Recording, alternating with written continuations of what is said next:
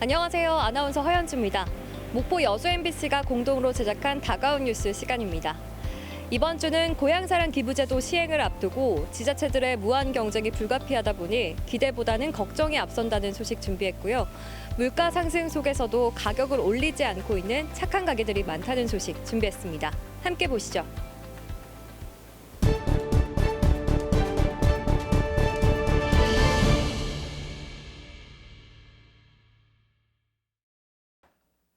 고향사랑 기부금 제도가 시행되는 건 내년 1월 1일. 자치단체마다 발등에 불이 떨어졌습니다. 기부금의 30% 수준으로 되돌려줄 답례품을 꾸리느라 정신없습니다. 신안군은 다양한 농수특산품을 비롯해 리조트 숙박권, 관광권, 심지어 벌초 대행 서비스까지 답례품으로 준비 중입니다. 섬마다 특색 있는 특산품이 많이 있습니다. 예를 들자면 흑산 홍어, 그리고 전복, 우럭, 민어, 광어, 천일염. 농수특산품이 마땅치 않은 목포시는 관광과 수산 1번지를 앞세워 답례품을 준비 중입니다. 김 등 목포에서 가공된 식품과 해상 케이블카 탑승권 등을 구상하고 있습니다. 관광도시로서의 이미지를 좀 부각시키는 어떤 관광 상품권이나 또 해상 케이블카 탑승권 같은 이런 또 좋은 상품들을 목록을 개발을 해서 우리 답례품 선정위원회에서 선정할 수 있도록 하겠습니다. 해남군 여수시 등 전남 4개 시군은 아예 고향사랑 기부금에 대응하는 별도 조직까지 꾸렸습니다. 어려운 비수도권 농어촌 지역에 도움이 될 것으로 기대하며 한결같이 준비에 나섰지만 마냥 낙관할 상황은 아닙니다. 일단 도시민들이 고향사랑 기부금 제도 자체를 모르고 있는 비율이 압도적이고 제도 명칭과 달리 고향뿐만 아니라 다른 지자체를 향한 기부 역시 가능해 사실상 단순 세액 공제를 목적으로 한 답례품 쇼핑에 그칠 가능성도 큽니다. 서로가 전쟁이라고 생각을 합니다. 전국적으로 제도는 똑같기 때문에 특색 있는 답례품 싸움이라고 생각. 출향민이 고향에 애착을 갖고 있을 가능성이 크지만 정작 타 지역 향후회 등을 향한 적극 홍보 행위는 금지돼 있는 것. 관할 이외 다른 지역에 집중될 광고나 홍보 예산에 비해 기부 금액이 미미할 경우 배보다 배꼽이 더 크다는 비판이 불가피하다는 점. 무엇보다 빈익빈 부익부, 시군별로 천차만별일지 모를 기부금 규모 양극화 가능성은 17개 광역시도와 226개 기초자치단체의 한결같은 고민거리입니다. MBC 뉴스 양혜승입니다. 순천시 별량면 장산마을 앞 갯벌. 갈대와 칠면초 너머로 짱뚱어와 개들이 가득하고 새들도 연신 날아듭니다. 지금은 생명력이 넘쳐나는 갯벌이지만 몇 년 전까지만 해도 바닥이 딱딱한 폐염전이었습니다. 순천시가 2016년부터 5년에 걸쳐 31헥타르 면적의 첫 갯벌 복원 사업을 추진했고 내년까지 사후 모니터링이 진행됩니다. 67억 원의 예산을 투입해 폐염전의 바닥을 정비하고 바닷물의 흐름을 자연 상태로 되돌려 놨습니다. 지금은 오염지 표정이 사라지고 바깥쪽과 지금 현재 순천만과 동등하게 나타나고 있는 생물상이 나타나고 있습니다. 순천시는 현재 순천만의 상징 S자 수로가 시작되는 화포 앞바다에서 두 번째 갯벌 복원 사업을 추진 중입니다. 굴이 달라붙게 인위적으로 빠뜨려 놓은 폐 타이어를 건져내 물기를 터주고 뻘층을 정화시킨 다음 꼬막 종폐도 뿌릴 예정입니다. 내년 말까지 70억 원이 투입되고 이후 5년 동안 사후 모니터링도 실시됩니다. 순천시는 이처럼 이미 사업을 마친 장산에 이어 화포 해역이 끝나면 거차 앞바다의 폐염전도 갯벌로 복원한다는 계획입니다. 장기적으로는 별량 동속마을과 해령 농주마을 앞바다도 갯벌 복원 대상 지역입니다. 순천시의 이 같은 계획은 순천만의 갯벌이 과거와 현재 미래로 이어지는 생태수도 순천의 가장 중요한 자산이기 때문입니다. 예전에는 갯벌 그러면은 버려진 땅으로 생각을 했었거든요. 그 갯벌의 생산력이 지금 매립했던 것보다 훨씬 좋다라는 것을 과학적으로 확인이 되었기 때문에 갯벌을 복원하고 갯벌을 지키고 살려 대한민국 생태 수도의 모델을 만들겠다는 순천시의 노력은 앞으로도 계속될 전망입니다. MBC 뉴스 최우식입니다. 여수 신덕 해수욕장입니다. 이곳에서 바다 건너편 남해 서면까지 해저 터널이 연결됩니다.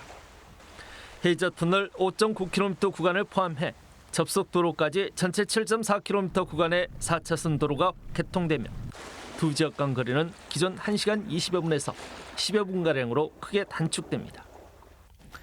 해저 터널의 개설을 반기는 것은 여수시나 남해군이나 같은 마음입니다.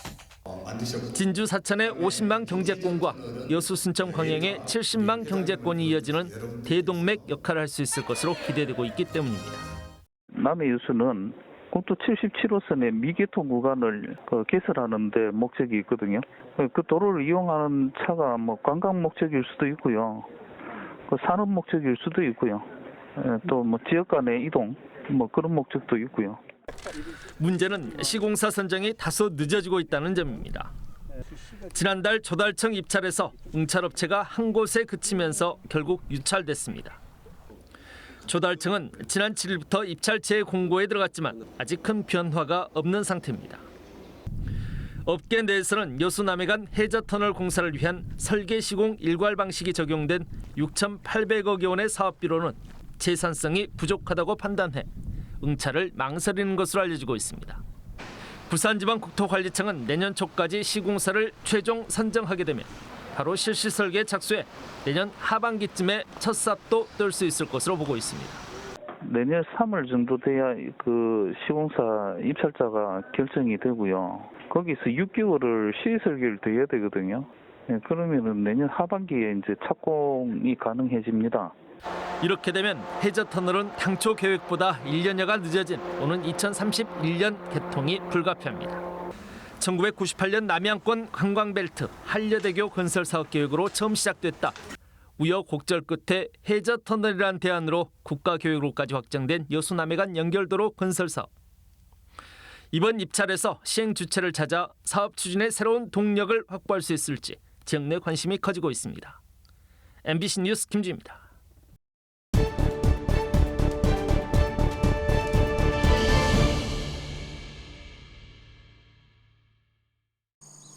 솟아오른 두 봉분이 태양광 패널로 둘러싸여 있습니다. 기존의 묘지와 통하던 진입로도 안쪽까지 들어선 태양광 패널이 가로막아 버렸습니다.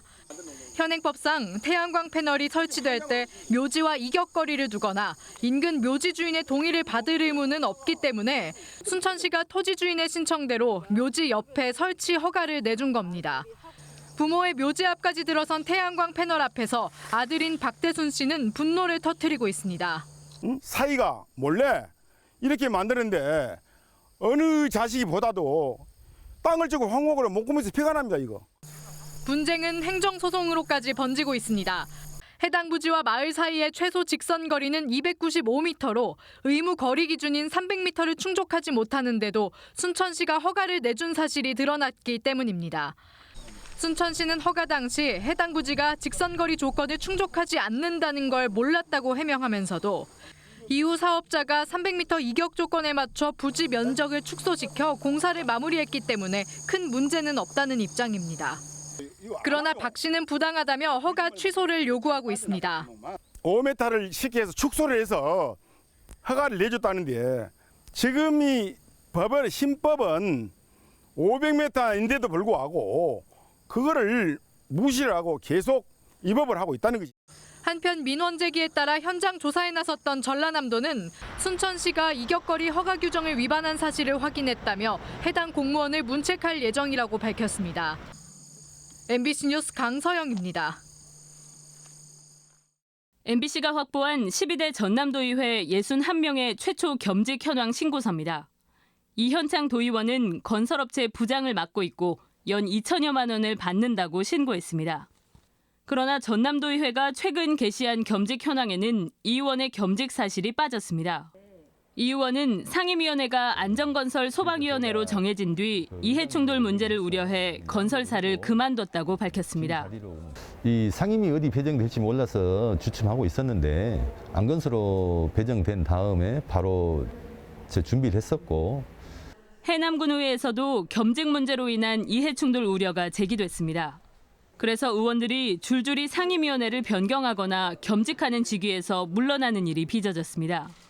그 개인 업무하고 이렇게 중복될 수 있으니 이게 저쪽 사유가 돼서 그래서 바꾸시는 걸로 권유를 드린 거죠. 겸직 현황 공개는 선출직 지방의원들의 이해 충돌을 방지하는 최소한의 장치입니다. 하지만 지방의회의 겸직 현황 공개 수준은 제각각입니다.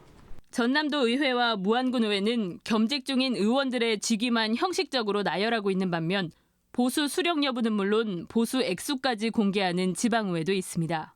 똑같은 지방자치법을 근거 삼아 겸직 현황을 공개하는데 지방의회별로 고무줄 잣대로 적용하고 있는 겁니다. 저희들은 보수 부분은 이번 공개 사항에 좀 빠져 있습니다만은 정보 공개 요청이 올 경우에는 그런 부분들까지 다 공개해서 투명하게 관리하도록 하겠습니다. 심지어 임기를 시작한 지 석 달이 다 지나도록 아직까지 겸직 신고 현황을 공개하지 않은 지방의회들도 있습니다. MBC 뉴스 김진선입니다. 47년째 목포 원도심을 지키고 있는 세탁소입니다. 신영선 씨의 세탁소에서는 넥타이 세탁비가 단돈 1,000원이고 와이셔츠는 3,000원을 받습니다. 치솟는 물가에 밀려 올해 초 세탁비를 올리기도 했지만 이내 30%가량 다시 낮춰버렸습니다. 힘든 시대를 함께 사는 이웃들 때문입니다. 이 동네에서 오래 살다 보니까 여기 그 어려우신 분들도 많고 내가 좀 봉사하고 내 소득을 좀 덜 하면은 주민들한테 호응을 받고 이 식당은 점심시간이 되기도 전부터 문전성시입니다. 식재료 가격 압박 때문에 7월에 어쩔 수 없이 올린 가격이 백반 한 상에 6,000원입니다. 강산이 한번 바뀌는 동안 단돈 5,000원짜리 백반을 팔아온 따뜻한 인심으로 착한 가격 가게 팻말도 생겼습니다. 단돈 6,000원이면 나물을 곁들인 식사를 든든하게 할 수 있습니다. 내가 손님들하고 약속을 한 거기 때문에 저는 이대로 그냥 할랍니다. 대신에 물가가 조금 더 경제적으로 안정이 된다면은 다시 1,000원 내릴 거예요. 그릇이 넘치도록 담긴 죽은 70년이 넘는 세월 동안 단골 손님을 붙잡는 비결입니다. 엄마의 손을 잡고 왔던 가게는 딸의 손을 잡고 다시 와도 저렴하고 푸짐합니다. 10,000원이 못 된 가격에 이렇게 푸짐하게 먹을 수 있는 게 별로 없거든요. 이게 든든하게 먹을 수 있어서 좋고. 물가는 하늘까지 오를 기세인데도 변함없는 가격으로 이웃들 곁을 따뜻하게 지키고 있는 착한 가격 가게는 전남에만 368곳이 영업 중입니다. MBC 뉴스 양정은입니다.